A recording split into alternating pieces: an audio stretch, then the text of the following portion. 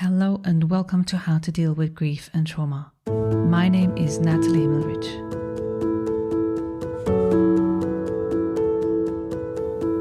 How to Deal with Grief and Trauma is completely self-funded, produced and edited by me, Natalie Himmelrich. Consider making a small donation to support the podcast. Go to bit.ly/support, capital G, capital T, and podcast. I repeat, bit.ly/supportgt podcast. Thank you so much. And for more information, please visit Natalie's website, join the podcast Instagram page, and subscribe to the newsletter to receive updates on future episodes.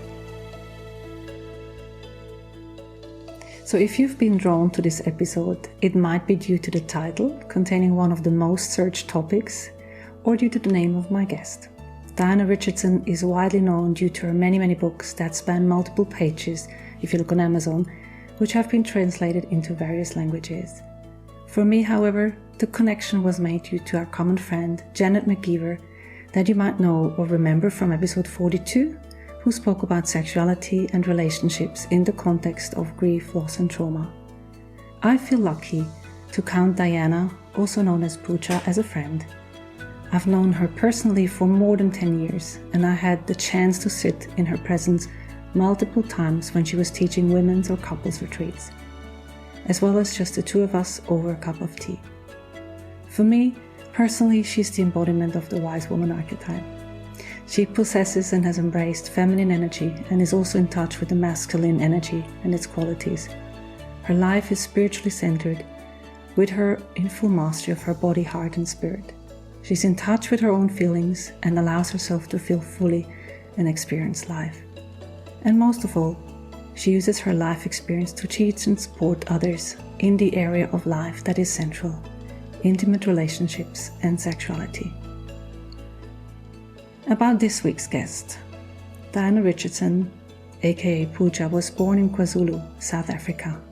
She has a law degree from University of Natal, Durban, and been a teacher of therapeutic massage since 1978. In 1979, she became a disciple of the Indian mystic Osho. Soon after, she began a personal inquiry into Tantra inspired by Osho and Barry Long. Diana Richardson is one of today's leading authorities on human sexuality.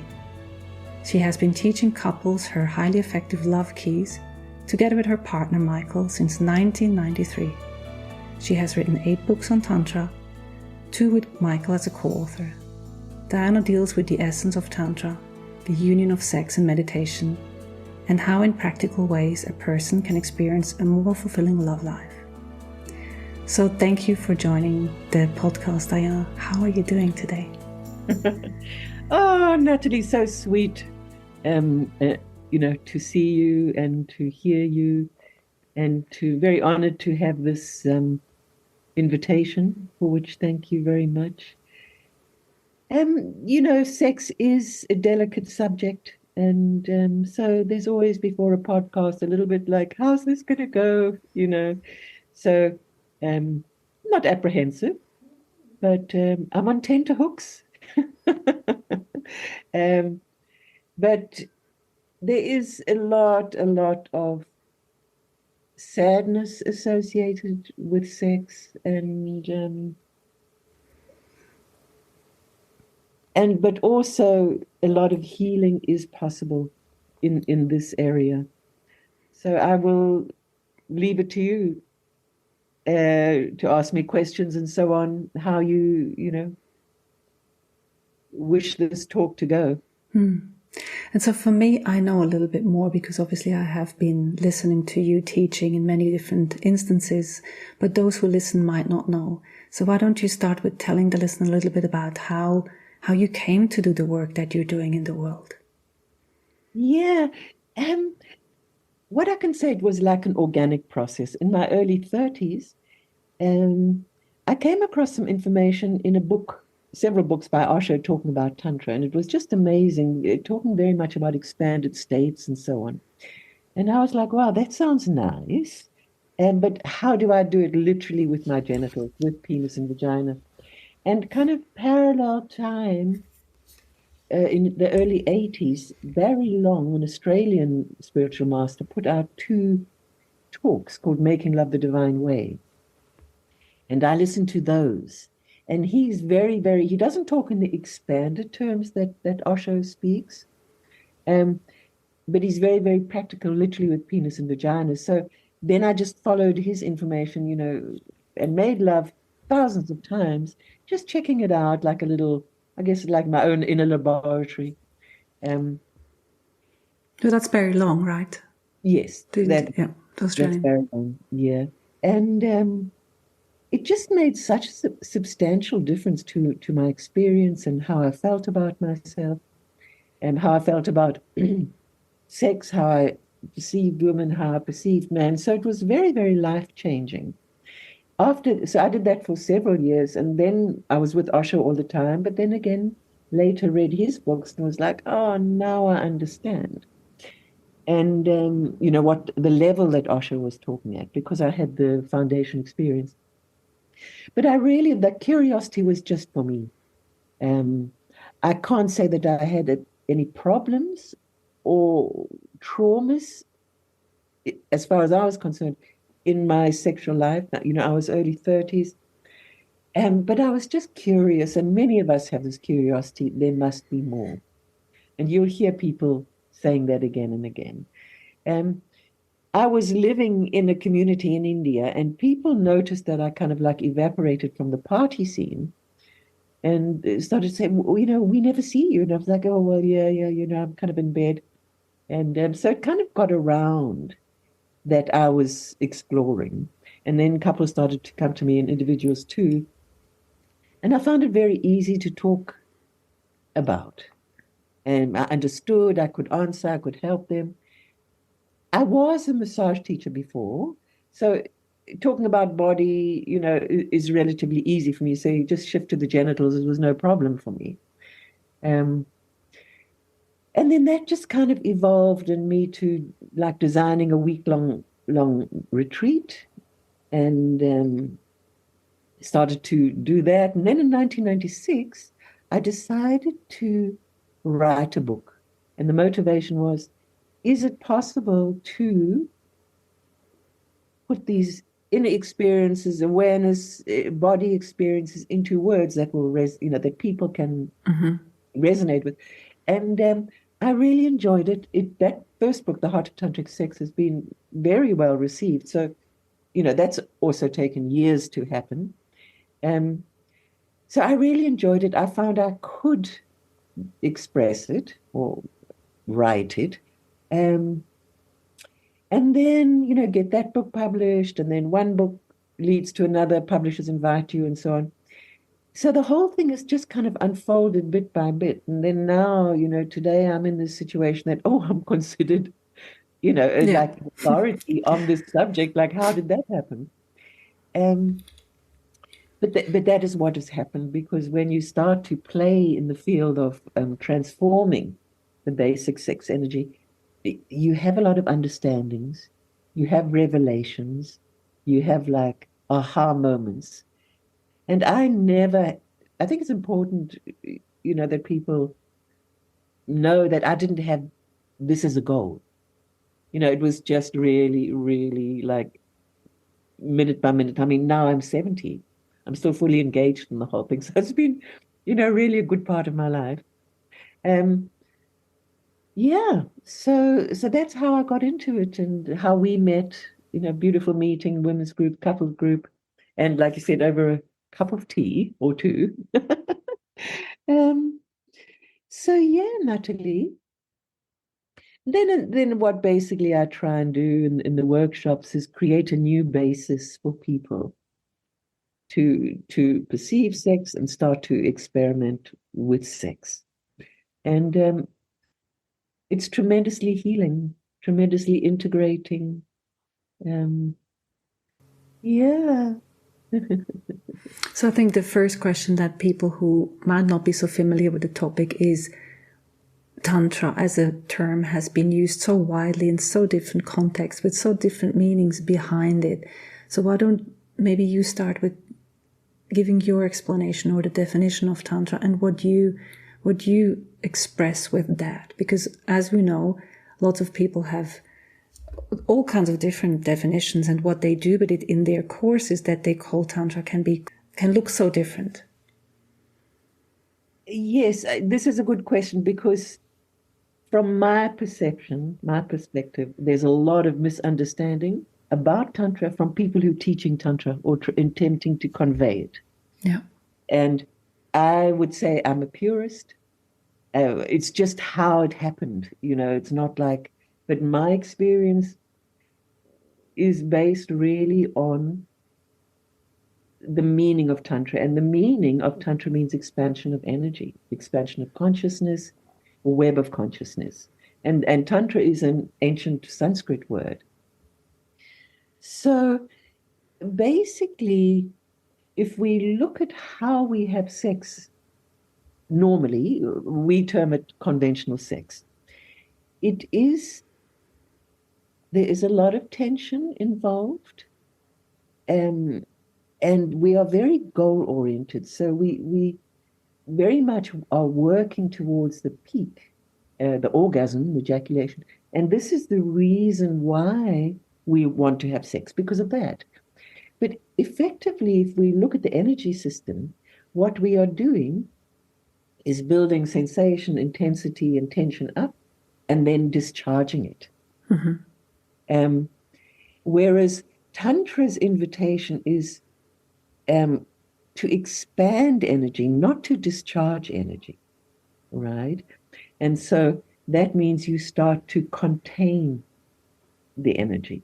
You start, instead of building it up with intention and as a goal, you start to relax into it and then let it work inside you. So one starts to move away from that imprinting that it's about a peak and coming. At first people say, oh, that sounds terrible, but it's so fascinating. And the thing is, when you don't force the body, because actually, if we're really honest and we look, it's our mind dictating to the body what to do. Yeah. Is not the truth of the body. So when we stop forcing the body, then we start to contain the energy. And that is just magical, because the body is designed that energy rises in the system. But it can't rise in the system until there's something to raise, until we start to contain energy. And it's through that containing energy that then one starts to have expanded experiences, elevated experiences, feeling what we actually can call orgasmic experiences. Now, immediately the mind goes like, I want that, so we make another goal, but it's not like yeah. The main thing that we need to do, if we're interested, and of course I'm totally into encouraging people to be interested, because it is so healing. When we start to contain the energy, it means starting to relax, starting to be more in the present, because if we look at ourselves, when we have a goal, we are in the future. Now, it can even be a millisecond, but we are ahead of ourselves. Like, certainly when I was enjoying conventional sex, I was aware that this penetration was nice, but actually I was waiting for the next one and the next one, the next one. So I was never really present for this entry into my body or this feeling in my body. So the whole attempt is to be more present. And that is the work, moving away from all the imprinting and this displacement into the future to be more present. And this is actually something that one can do in daily life, because we're also not present in our bodies in daily life. Mm-hmm. But in sex is a very concrete way that we can practice presence. And of course, the love keys that you mentioned, these are all suggestions, tools to help individuals to come into the present moment. And essentially the body is the bridge to the present moment, not our thoughts, not our fantasies, is, becoming more anchored inside your body. And so I have little steps that I take people through to help them. The first thing I do, and it sounds really silly and simple, but it's helpful, is to take attention inside your own body and find a place that feels like home, a place that you can just helps you to anchor your attention or shift your attention from outside to inside. Because if you want to, bring another level into your lovemaking, it's your body as an individual that is a priority. So you've got to empower yourself before you come together with your partner, bring your bodies together. Because in the conventional way, what is happening is our attention is displaced on the other. So I found that usually in the conventional sense, when I came to men, I was into hugging him and like all over him. And you see it in movies, right? People are all over each other. Nobody is home. So the thing is to come back to yourself and energize yourself through presence, and then you bring the bodies together. Then there's something to share. And basically, the only thing, the foundational thing is awareness. So it's not any technique. And this is what's important. So it's not like, okay, I was doing ABC, now I'll do XYZ. So it's not replacing, our pattern with another technique and possibly becoming a pattern. So it's really about the awareness and being conscious in what you do and how you do it. And the magical thing about awareness is it's powerful. We think awareness is just like, it's a word, it's something. But when you bring it into your life, and like I said, sex is such a concrete way to experiment with that. It's an extremely powerful force. It's a very healing force and integrating force. And so it's to start to be aware of your body. Like in daily life, it's how you're sitting, how you're standing, how you're breathing, noticing your shoulders are clenched up, your jaw or your tummy tight. And it's the same thing in the bed. Because when we start to relax the physical body, then the energy or the vitality has got space to expand, right? And that is how these elevated states happen, through expansion of energy and containment of energy or vitality. So really what we're talking about is awareness and bringing that into the sexual field, into the sexual domain, and starting. The first thing you notice is how we have patterns. We imprinted with patterns. Now, one thing we don't realize that is happening to us as we are growing up is that we are sexually conditioned. We are sexually imprinted. Now, all conditionings of all kinds happen on an unconscious level.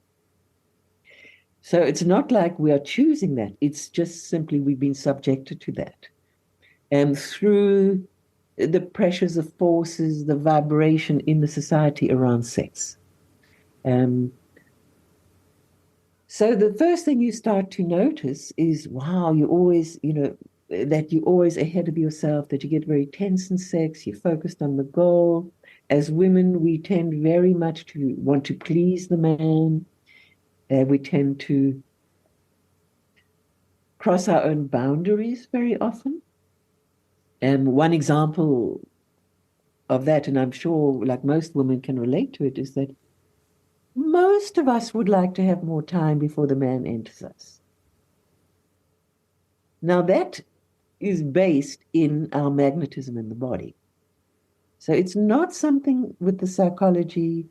It's not some block, as people often think. It's not women being frigid. It's just women's system needs time to warm up and open. So what happens to us as women, the man is ready, got a nice erection, and because of fear of erection, loss of erection, Man wants to enter woman immediately. Now, women is not ready. And we know that. It's like, oh, I could kiss and cuddle for another half an hour or something. Um, so as women, because we, love our man, we want to keep him happy, we tend to be pleasers. So then we let man into our body when the body's not ready to receive. Um, so in this way, we are crossing our boundaries. It's very subtle, but it happens again and again during the lifetime of a woman. Um, and so after a time, the body tends to close down because it's like, oh, well, nice, but can also pass, right? So this is where we get this impression that women is not interested in sex or loses interest in sex. And that's kind of like a standard understanding about women. We're all hot and juicy in the beginning, but then what happens? And what happens is that our bodies start to withdraw because we're not met on a deeper level. So that's what I mean, about how as women we cross our own boundaries. Mm. So as women, we start to make love in a more conscious, aware way. We start to notice, that I have this pattern. And you start to like not pull back, not pull away, but just start to ask for more time or explain to the man that why you need more time. So we start to play a little bit in our conditioned field and slowly unlearn it because it's been a learned behavior, albeit unconscious. We've learned it. So initially it's a process of unlearning. Seeing that you get very tense in the body, you relax it. Seeing that you're ahead of yourself, seeing that you go into fantasy, you open your eyes. So from many different directions, we try and start to be more present because it's when we are present, then we can access the intelligence of the body because the body, it's all there. Look, I wish there was a switch we could just flick and say, change. But it's not like that. We have to, with the awareness, unwind that pattern that we've inherited and start to create a new basis. And that's when a tremendous amount of healing can happen, integration, alignment, because awareness, I think I've already said, is a healing force.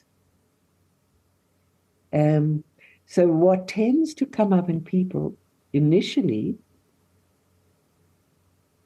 is a lot of sadness. Like when I started, I would cry for hours. I didn't know why I was crying, but my body wanted to weep. I was not aware of how much sadness there was in me because I hadn't had any bad experiences. I've been quite fortunate. But still there was the sadness coming up. And so it happened several times and I just sort of allowed it. And basically this started like a cellular purification. And so this is the power of awareness. It will bring up your past for purification and for release. And so this kind of sets you on a little track, a little path of healing, integration, purification. And it's all dependent on how you make love. It's not what you do, but how you do it. So when you bring in the awareness, things just change. For example, we have a book, Michael and I, a film called Slow Sex. We have a book called Slow Sex. Now that's a misleading title. It's not something we would have chosen, either from the film maker or the publisher. We wanted conscious sex, but conscious sex is not nearly as appealing. It's juicy for the marketing guys. Yeah. So of course we had to go with it because ultimately that's their part. They distribute the information and everything. So the thing with, if you say slow sex, it sounds like a technique. Like, okay, now I've got to go slow. And then comes a question, how slow is slow? Is this slow? Is that slow? You know what I mean? Really, the first step is consciousness or to be aware. Well, I guess the term slow sort of makes a contradiction to quickie or hot sex, and I guess from listening to you speaking, I might weave in a little bit of the experience that people have. When you were saying as well that there was nothing bad that happened to me sexually, but even the conventional sex that you mentioned, with the friction and the quickness that we have, creates something. I mean, I know because I have taken your workshop, so I know a little bit more, but it has an effect on people's body, on the vagina, on the penis, that leaves certain imprint in the tissue that, whether you want to call it trauma or something that leads to, it's not what the body actually wants, as you described it. So for people to understand, like, whether you had sexual abuse or trauma or not, even the conventional sex can leave behind something that is not just pleasant or not just okay for the body to deal with. Like when you said women let men enter before the body is ready, that creates something in the vagina that is unpleasant to deal with in the moment. So I think it's important for people to know nothing bad, not a big T needs to have happened to someone to feel, I would like to have something else. And I think you beautifully described what I say, like the women take just naturally longer. Women are like ovens, they need time to heat up, and men are like induction stoves, they are ready to cook when you turn them on. And so I think it's beautiful for people to hear that, to normalize what they're feeling in a normal sexual intimate relationship can already be something that creates the normal transition from hot and juicy in the beginning, as you termed it, to less active in a later stage of a relationship. Yes, no, absolutely. Natalie, the conventional sex is, damaging to the psyche, to the body, absolutely. And so when you start to have, with awareness, this all starts to unwind and comes up in sadness. It can come up in shivering and shaking. But the thing is, the body is so intelligent. It just needs a little bit of acknowledgement and it starts to heal itself. So the body is amazing. Like we look at modern medicine and they do all these operations and everyone's going, wow, what an amazing operation. It's actually, what's amazing is the body can heal after that. That's the amazing part. Not that you can replace a heart or, do a liver transplant or anything. So the body has this intrinsic thrust towards wholeness, and it's beautiful that you can, you've had that experience, and we can have this conversation, because there's not many people I do podcasts with who I can talk at this level. But that is important to realize that the friction, the tension, all these things have had an impact on us, and the thing is, as you start to change these foundations, you change as a person. And that is the most amazing thing. It's not just like, sex is not just like something to the side we engage in or don't engage in. It's really our foundation. So when you start to play with these foundation stones, all the upper structures start to change. So I noticed for myself, I just became a lot quieter, more present. Just I would sit with people, and I was living in India at the time, so there was a lot going on, but I was just like, I don't know, I was just filled with bliss inside. So I would just be sitting there and feeling this bliss. I mean, this is after a little time, But I did notice, like, whenever I had these big weeps or something, that I felt so much more fresh and alive on a cellular level. So I noticed that I would be happy to sit around with people and not say a word, whereas previously I would need to put something into the conversation to make myself seen, felt, heard, where suddenly it's like my presence or my being present in my body was delicious. And that also opened my awareness. Like I became much more aware of, what was happening around me and what people were saying and this kind of a thing. So it is very, very transforming if one,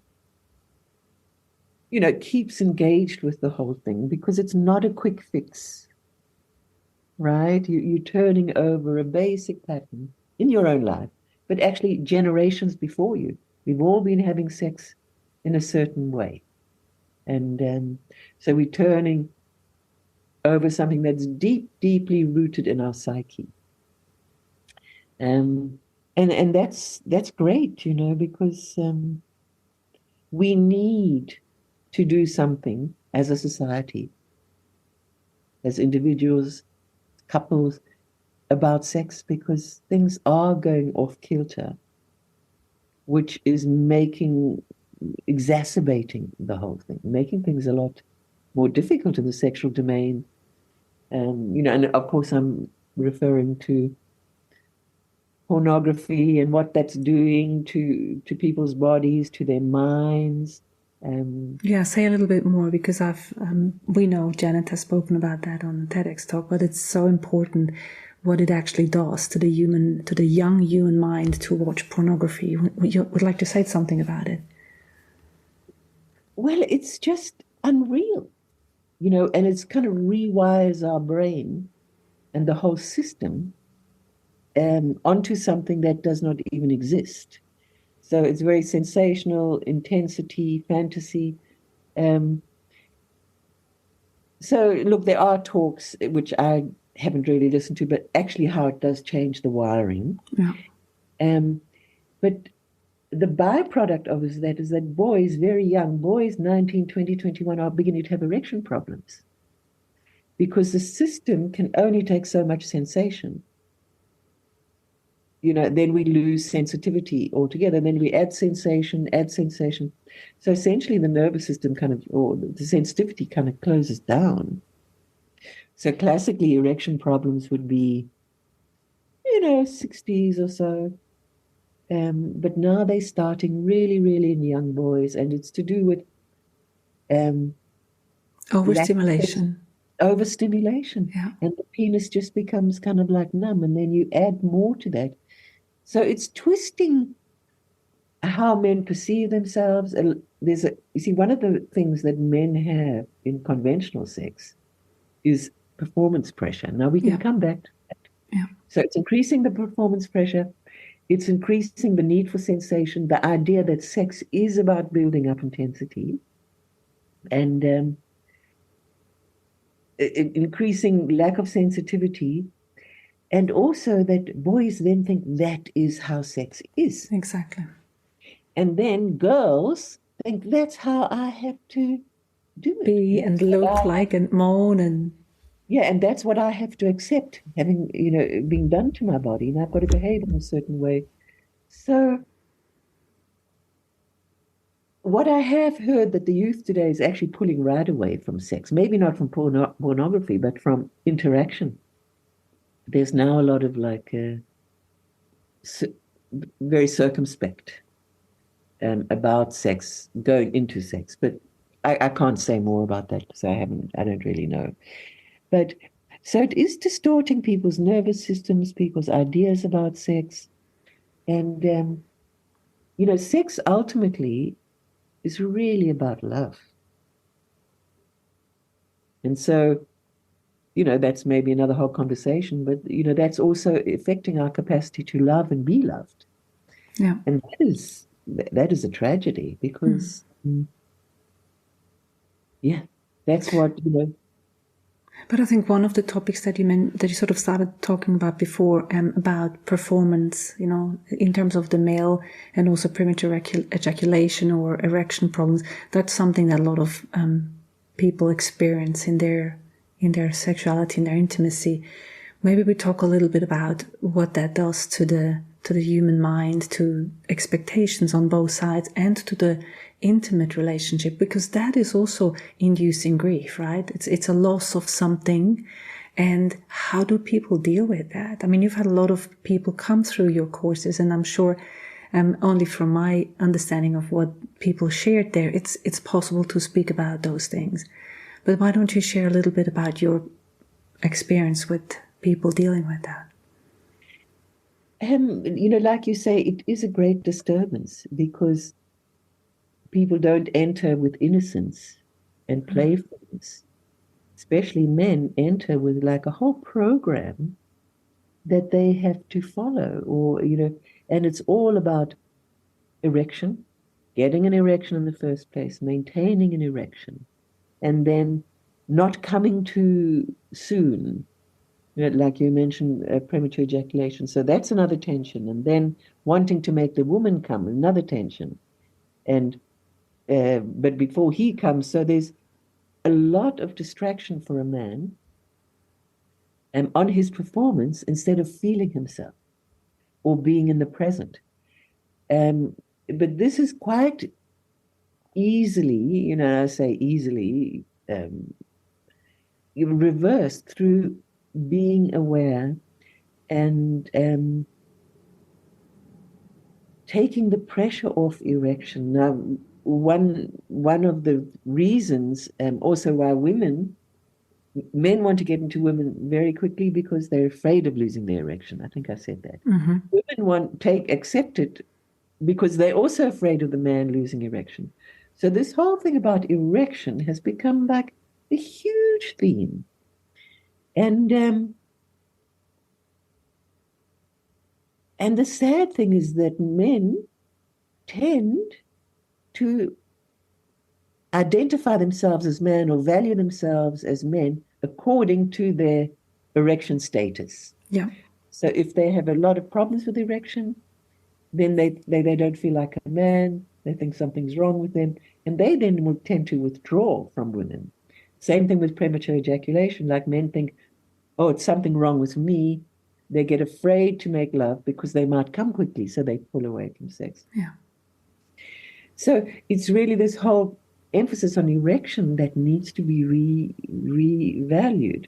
Now, reevaluated. You see, in the conventional way, look, when a couple first meet, usually erection is not such a problem because everyone's more in the present because it's new. And, but then it can also start right in the beginning, but erection is usually created through intensity, through friction, a lot of movement in the vagina, through raising sensation.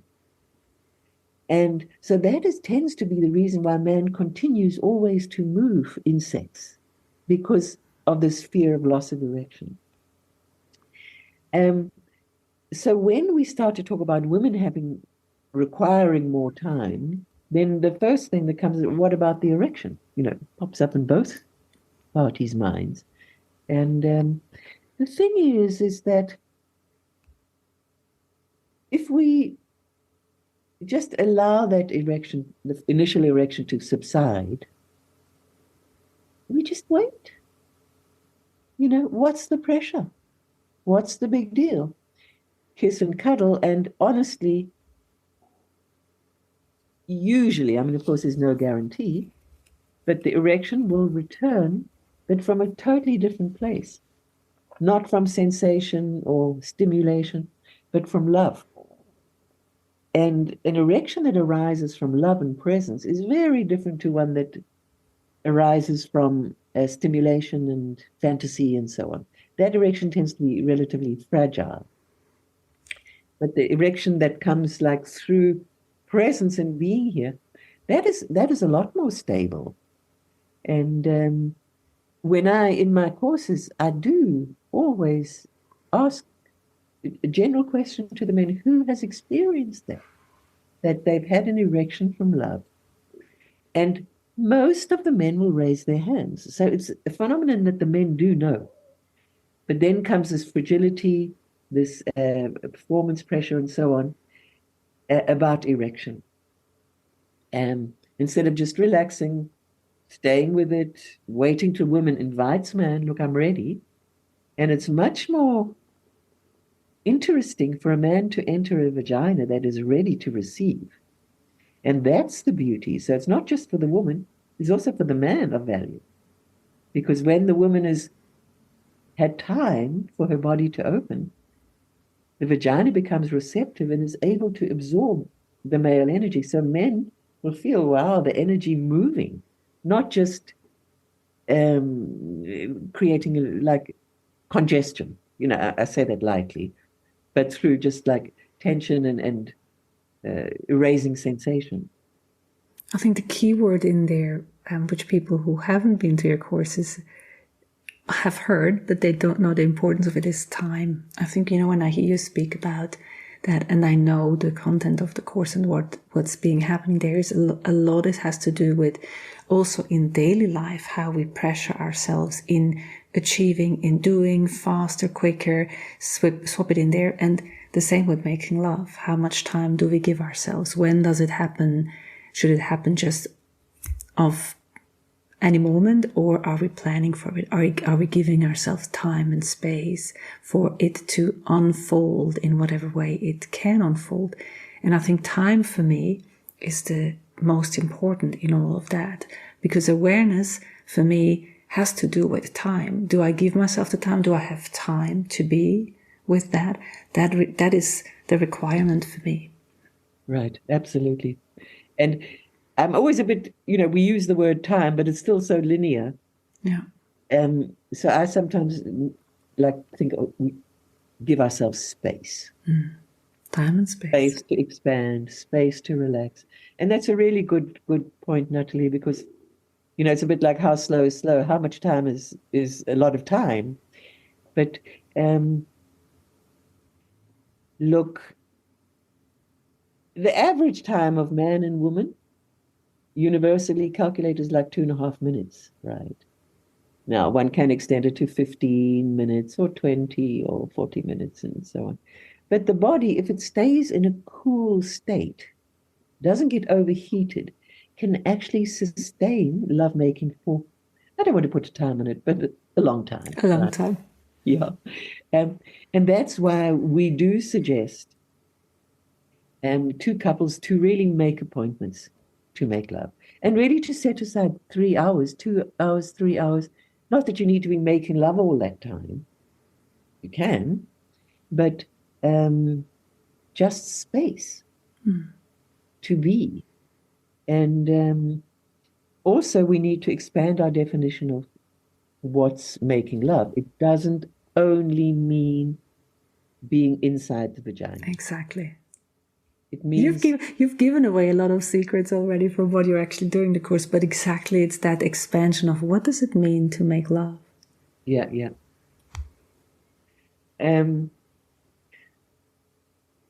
So yeah, one thing is important to talk about premature ejaculation, which we addressed earlier, but the reason for premature ejaculation is people get too hot. It's so simple. Because of this belief of intensity, that's causing men to ejaculate too soon. Look, while we're talking about that, there are some men who come to me and say, look, I really struggle to ejaculate. But that's the byproduct of insensitivity. Maybe a lot of masturbation and so on. So the system needs time to come down, to relax, to be more present, and then we can start to trust the bodies more. And one thing in relation to erection, and I'm sure people are listening, wondering like, oh, what then? Do I never go inside if I don't get an erection? There are ways, and it's described in my books. There are ways that you can put the penis in his relaxed state, and very often from that magnetism between penis and vagina, he will start to respond or not. I mean, nothing is guaranteed, but it does require to be present. And and there's so much insecurity, so much self-doubt, sadness, like grief, as you mentioned, related to sex that we're not even aware of. So part of it is just allowing these tensions to leave you, and you start to feel more integrated, trust your body more, feel more authentic. Men start to feel different, more here. Women start to feel more here. So I guess all the times that, people have done things or have overridden their body's natural need to please, to perform, and to be something that they're not. I mean, in general, this is in life in general, but especially now with the way social media is going, what we portray to the outside world, that's the symbolism of what we're portraying in a relationship to one another, is pleasing and being in the right place with the right way, where maybe our body isn't willing or isn't ready, or maybe just wants to sleep rather than to be cuddling. And I think it's, one of the things that I thought about also when you were talking in terms of awareness, from my knowledge of working with people who have dealt with trauma or dealing with trauma, is that there is a lack of sensitivity, a lack of awareness. That is because it hasn't been safe to be in the body. It hasn't been safe to stop and not be vigilant in the outside. So there are certain people who will probably find it very challenging, very hard, very triggering to be A, still, and B, to be aware inside rather than just to be vigilant outside because of what they've experienced in their lives. Or women who have vaginism, who can't be entered and have a stress stare. And I think, it's important for people to hear that. That is not because there's something wrong, but because of something that has happened that has brought them to this place where safety is not maybe to be still, to be inside, to be relaxed, because of what has happened before. Yes, no, that's really right. And women do come to me and say, or this thing, what you say, you tend to leave your body to endure the abuse. But what I do find certainly in the courses, so that it does take a little while, but once a woman gets there, it's so freeing, also when the tensions and stress or sadness, grief is released around the incident. I do also hear from women who have had very big trauma in their lives, in the sexual area, that in the course, actually, that does not come up because this way of anchoring people in the awareness, it kind of seems to be at a layer beneath the trauma. So people mustn't be afraid like, oh, things are going to come up. If they come up, it's in a very healing, gentle way. But it does, if you get this anchor point beneath the old feelings, the unexpressed feelings, that really, really is very helpful. Now, one thing that is great is that if you're with a partner, which we are in the couples group, if the woman can feel the man is more aware, she can relax. Because that's the safe space. Exactly. And the safe space doesn't, maybe in the beginning, needs to be inside. It can also be outside. And then in that relaxation, there can be created a level of safety within as well again. Because in the beginning, it was. Right. And because also energetically, women can feel when man is like a bit all over them. And then comes this like, whoops. So if a woman can feel the man is anchored in himself and coming there with presence, then something deep in her system can relax. It's really important what you just said, because when I imagine that, where in a certain situation, when you described it, men all over them, that can be, even though the woman knows and is aware that this man is not a danger per se, the body perceives it as a threat, and that can lead to all kinds of different reactions in a woman's body. That logically she thinks, well, no, it's my husband, that's fine, or my partner, whatever it is, it's fine. But the body will react in a different way because it perceives threats, cues of danger, very anatomically, energetically, in a very subtle way. And so to understand that, it's okay to just say, take a moment, right, be with that, and then to come closer again. Yes. No, that's absolutely right. And, it can also be like the sound of the breath or just a certain touch because of the cellular memories.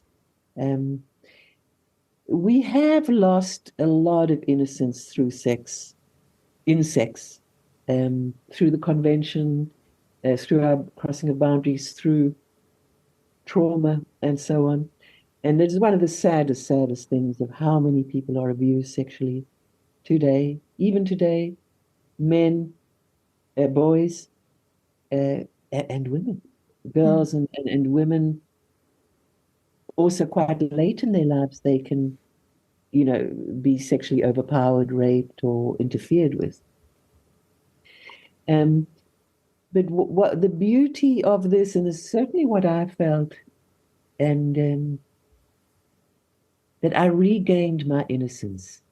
And I've seen it in people that coming back to the present and using awareness is like this innocence that we lost can be regained through using the love keys, through being more present, through being more in the body.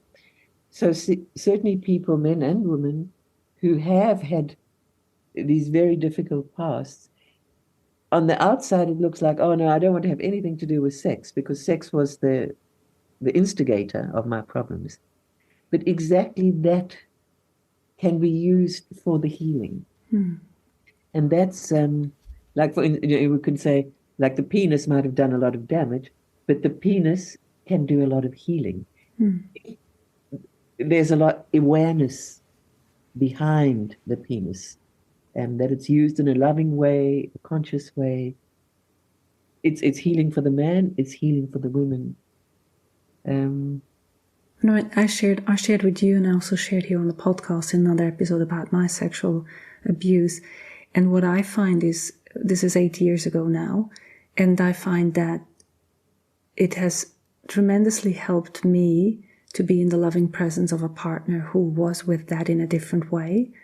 And as well, that even nowadays when it comes up, and you mentioned breath was not the triggering moment for me, but there's certain situations where in myself, how I deal with it is I talk to myself and I not convince myself, that's not the right word, but I remind myself, this is my partner, this is okay, because my body again reacts to cues that have nothing to do with him doing it, but with the past.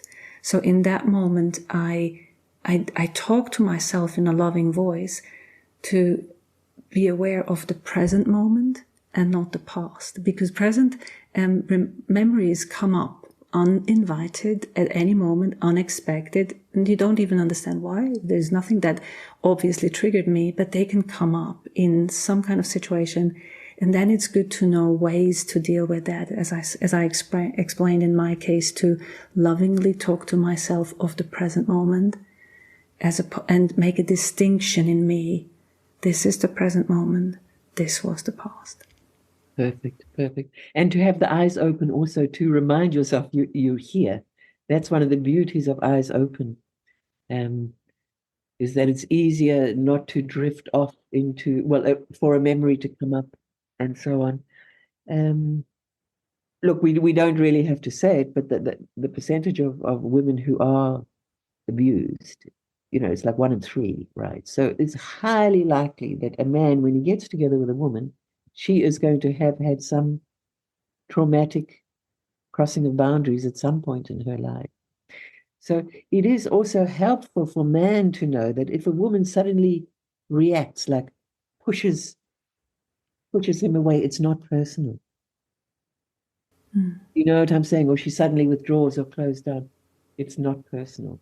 To also just put it out there, what's happening, and just to stay there and to look, and maybe just to say a few words. It's all okay. This is a different moment.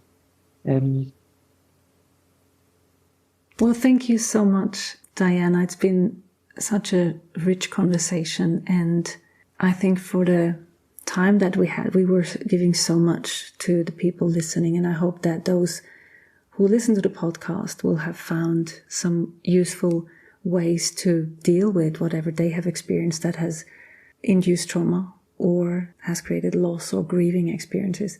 But if people want to find out, they will find all the links to your books and to your workshops on the show notes. Is there any last words that you want for people to know in relation to intimate relation and what it means to be with that in relating? What would you want to say to them? Well, I would definitely say to have a little courage. Essentially, we are stepping into the unknown, and there's always a bit of, apprehension about that. But really to be experimental, to create time, create space, and it really is, like I've used the word, so healing. Start to explore oneself at this deep, deep level, because it is the ground we walk on. Sometimes I say, look, there's so much things available to us these years, decades, on the personal growth level. People are getting channeled, all kinds of amazing things. But there's nothing that takes you closer to yourself and to your center and to your being and to your heart than sex. Just to invite you to take courage. It's interesting. You feel more loving, you feel more loved, and life becomes more beautiful. Famous last words. Thank you so much, Diana. Very welcome, Natalie. Thanks for listening to How to Deal with Grief and Trauma. If you'd like to be updated on future episodes, please subscribe to my newsletter on nataliehimmelrich.com. If you need grief support, please contact me for a 30 minutes free discovery session. How to Deal with Grief and Trauma is produced and edited by me, Natalie Himmelrich. To support this podcast, please rate, review, and subscribe to or follow the podcast on Apple, Spotify, or wherever you get your podcasts. Thank you. And remember to keep breathing. I promise it will get easier.